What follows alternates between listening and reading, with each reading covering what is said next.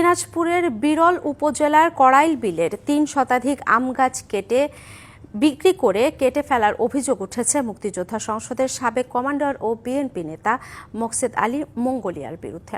কড়াই বিলটি ১৯৭৫ সাল থেকে বিরল উপজেলা মুক্তিযোদ্ধাদের অধীনে রয়েছে। এসব আম গাছ কাঠ ব্যবসায়ীর কাছে বিক্রি করে দেন মঙ্গোলিয়া। পরে গাছ কেটে নিয়ে যাওয়ার সময় স্থানীয়রা বাধা দেন। খবর পেয়ে উপজেলা নির্বাহী কর্মকর্তা অভিযান চালিয়ে কাটা গাছ জব্দ করে।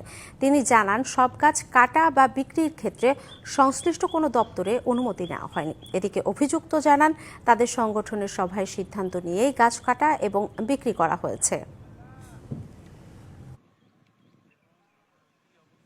প্রায় ৭৫ সাল থেকে এটা একটা প্রকল্প হিসেবে মুক্তিযোদ্ধাদের চালিয়ে আসতেছি। এই গাছতে আমাদের লাগানো এবং বার্ষিক সাধারণ সভাও এটা আলোচনা করে এই গাছগুলি ব্যবসায়ীদের কাছে বিক্রি করা হয়েছে।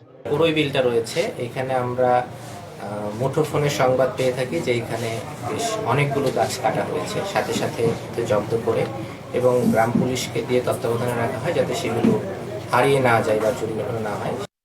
উৎসবের খুশি হবে নগদে বেশি, কারণ ঘন্টায় ঘন্টায় আছে গিফট জেতার সুযোগ।